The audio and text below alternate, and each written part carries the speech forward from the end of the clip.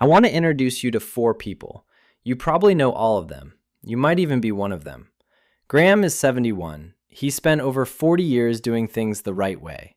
Showed up, worked hard, bought the house, washed the car on Sunday mornings, raised 3 kids who all turned out fine. And if you drove past his street in any suburb in any Western country, you would look at Graham's house, the sunroom, the updated kitchen, the 2-car driveway, and you would think, that man figured it out. And here's the thing. For most of his life, he genuinely believed he had. Sarah is 49.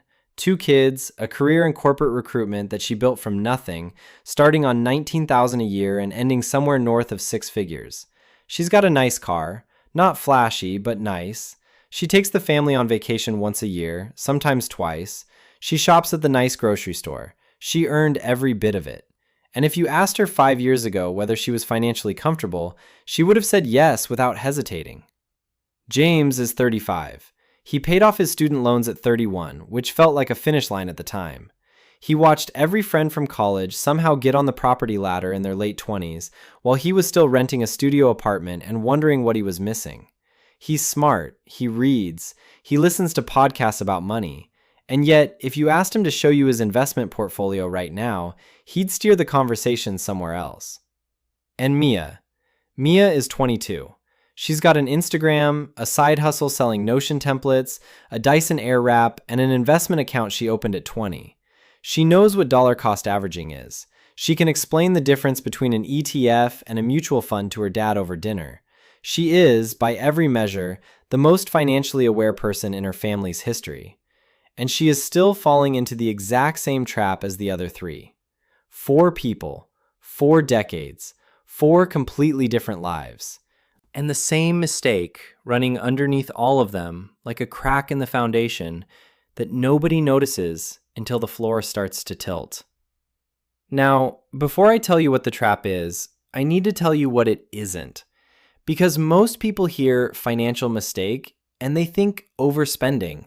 They think credit card debt or gambling or some dramatic moment of poor judgment. It's not that. Most of the people who fall into this trap are actually pretty responsible. They budget. They think before they buy. They feel good about their choices. And that's exactly what makes it so dangerous. Here's the trap. At some point in your life, and it happens to every generation, the world around you defined what doing well was supposed to look like.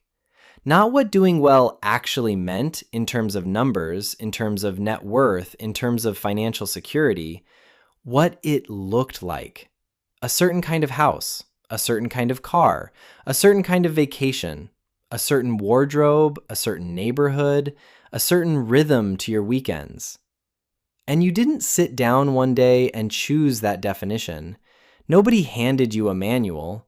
You absorbed it. It came through the people around you, the culture you grew up in, the things that got praised and admired and rewarded with attention. And slowly, quietly, without any single dramatic moment, you started building your financial life around that image instead of around actual wealth. And the reason this trap is so hard to escape is that from the inside, it never feels like a trap. It feels like progress. It feels like you're doing the right thing. You can afford it. You earned it. Everyone around you is doing the same thing. It feels responsible. It feels normal. And that word, normal, is doing all the heavy lifting. Because normal is just what happens when everyone follows the same unwritten rules without questioning them. And every generation gets a fresh set of those rules, tailored perfectly to their moment in history, which is why every generation thinks they're the ones who figured it out. They didn't. Let me show you. Let's start with Graham, because his version of the trap is the oldest and honestly the easiest to understand with hindsight. Graham grew up watching his parents rent. His whole childhood, they rented. And in the post-war world, that meant something. Renting meant you hadn't arrived yet. Owning was the signal. It was stability. It was proof you'd made something of yourself. The white picket fence wasn't a cliche yet. It was the goal. So when Graham landed his first proper job, a steady salary, a bit put aside, and the bank said, "We'll approve you for this much," he took the biggest mortgage they'd give him. And in the late 1970s and into the 80s, that was the move. Interest rates were punishing, yes, double digits in some years. But inflation was running hot too, and property was climbing. You bought as much house as the bank would let you, and you held on. That was the playbook. Everybody knew it. And it worked. Graham's house is worth 5, maybe 6 times what he paid for it. On paper, that's a fortune. But here's where Graham's story starts to crack. Graham is now 71. His company went through a major restructuring in the early 90s, and that company pension he'd been banking on, it got restructured and reduced. Not wiped out, but thinned enough that it won't cover the retirement he'd pictured. He has some savings, maybe 4 years worth of living expenses if he's disciplined. And the house? The house is beautiful. It's paid off, it's worth a lot, but it's not liquid. It's not income. It's 4 walls and a roof that he lives inside of. And here's the part nobody talks about. Graham didn't just buy the house. He maintained the signal for over 40 years.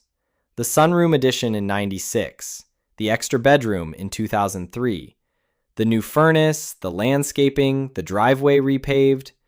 Not because Graham was materialistic. He wasn't. He did it because that's what you did. You maintained your home. You invested in your property. That was the language his generation used. But every dollar that went into the house was a dollar that didn't go into a retirement fund or an index fund or a diversified portfolio. Graham concentrated almost everything into a single illiquid asset and then spent 4 decades improving it. And at no point did anyone around him suggest that might be a problem, because every neighbor on his street was doing the exact same thing. The home wasn't the mistake. The belief that the home was the entire plan, that was the mistake. Graham spent his working life maintaining the appearance of wealth while underfunding the mechanics of it. And now, at 71, his options are sell the house and leave the neighborhood he's been part of for over 40 years, downsize and free up some capital, or stay and hope the numbers stretch.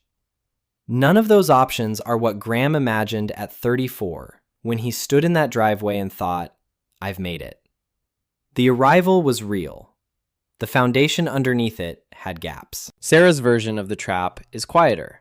And in some ways, it's more dangerous because it didn't look like one big decision. It looked like 100 small, perfectly reasonable ones. Gen X came of age during the rise of the dual income household. They saw what their parents had and thought, "We'll do better. We'll earn more. We'll have more options." And to their credit, they did earn more. The income growth was real. Sarah started her career on $19,000 and ended up earning well over $100,000. That is a genuine success story. But here's what happened alongside it. When Sarah got her first decent raise at 27, she moved to a slightly better apartment. Totally reasonable. When she hit 30 and got promoted to senior consultant, she leased a nicer car. Nothing extravagant, just a step up. When she crossed 6 figures at 36, the family moved to a bigger house in a better school district. Makes sense. Kids come first. And then the vacations got a bit nicer. The weeknight takeout became a habit instead of an occasion. The subscriptions quietly multiplied. The gym membership, the streaming bundles, the meal kit deliveries, the kids' weekend clubs. Each decision made complete sense in isolation. She could afford it. She'd earned it. What was the point of working this hard if you couldn't enjoy it? This is called lifestyle creep, and it is the most patient trap in personal finance. It doesn't take your money in one dramatic moment. It takes it one reasonable upgrade at a time, over 15 or 20 years, until one day you sit down and realize that despite earning 3, 4, 5 times what you earned in your 20s, your savings rate has barely moved. The gap between income and expenses stayed roughly the same. It just got more expensive. At 49, Sarah has equity. She has assets. She looks financially successful, and honestly, she is in many ways. But she's also potentially 15 years from retirement. And when she actually runs the numbers properly on a spreadsheet with no optimism baked in, they're tighter than they should be for someone who's been earning well for close to 2 decades. And here's what makes Sarah's version of the trap so insidious. She never made a bad decision. Not one. Every single upgrade was affordable, justifiable, and normal for someone at her income level. The trap wasn't any individual choice. The trap was the pattern. The assumption that income growth means lifestyle growth. That earning more means spending more. That the reward for doing well is a more expensive life. The arrival signal for Gen X was the lifestyle itself. The nice car, the good school, the vacation photos, the kitchen that looked like it belonged in a magazine. And they delivered that signal faithfully every month on autopay for decades.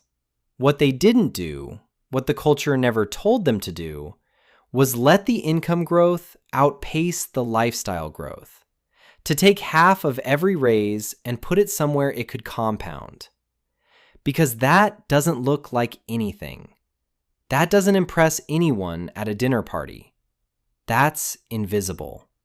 And invisible is exactly what wealth is supposed to be before it's finished growing. James, and look, if you're a millennial watching this, I need you to hear me say something clearly before we go any further. The system moved against your generation in ways that were not your fault.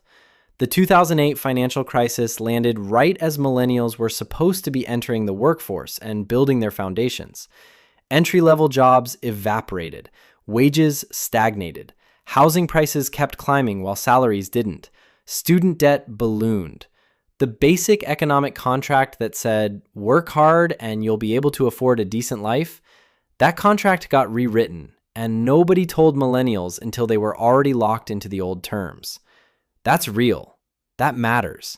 And it shaped everything that came next. But here's the trap millennials walked into, and it makes complete psychological sense once you understand the context. When you can't afford the traditional signals of financial arrival, the house, the retirement savings, the equity, the things your parents had by your age, you start gravitating toward the signals you can afford. And for millennials, that meant experiences, travel, food, concerts, festivals, boutique fitness classes, subscriptions to everything.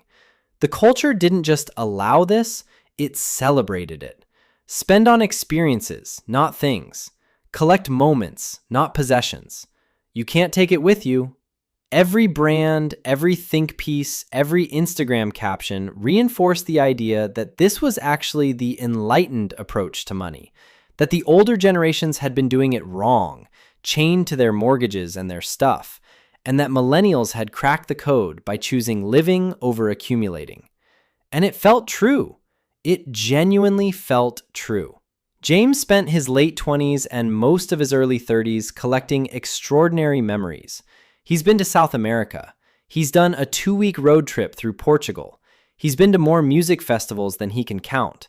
He's got stories that could fill a book. And every single one of those experiences was real and meaningful and worth having. But at 35, here's where James stands. He has about $3,000 invested, no property, no retirement savings beyond the bare minimum his employer auto-enrolled him in, which he's never once increased, a salary that's decent but not exceptional, and a vague, low-level anxiety about the future that he manages, and I want you to hear this part carefully, by booking the next trip.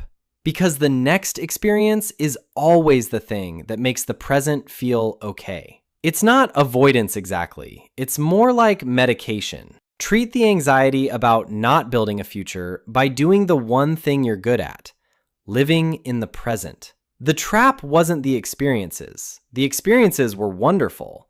The trap was using experiences as a substitute for building financial assets and having an entire cultural movement validate that substitution and call it wisdom. James's generation was told that the old model was broken, and it was. But what they were handed as a replacement wasn't a new financial strategy. It was a coping mechanism dressed up as philosophy. Live your best life is not a retirement plan. And the cruelest part is that experiences, unlike property or index funds, don't compound. They don't appreciate. They exist in the moment and then they're gone. The passport stamps don't generate returns. The arrival signal for millennials was the lived life, the curated story, the proof that you were out there doing things. And it was marketed to them so effectively that many didn't notice it was still just a costume. A different one than Graham's house or Sarah's lifestyle, but performing the same function. Looking arrived without being arrived. And then there's Mia. And Mia is genuinely interesting because on paper, Gen Z should have escaped this trap entirely. They are the most financially literate generation we've ever produced. They grew up watching finance content. They know what an index fund is at 17. They can explain compound interest to you casually over coffee. They have apps that round up their purchases and invest the spare change. They talk about FIRE, about passive income, about building wealth. The language is everywhere. It's part of the culture in a way it never was for Graham or Sarah or even James. So what happened? Gen Z's version of the trap is the most visible one ever created because it lives entirely online. The arrival signal for Mia's generation isn't a house or a lifestyle or a full passport. It's an aesthetic. It's the outfit. It's the setup. The desk with the monitor arm and the ambient lighting and the matcha in a ceramic mug. It's the apartment that looks good on camera. The brands that communicate taste and status to an audience of hundreds or thousands or millions.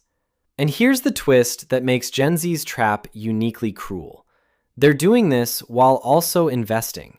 Mia has an investment account. She puts $50 a month into it. She's proud of that, and she genuinely should be. That is a real, meaningful start. At 22, she's already ahead of where James was at the same age.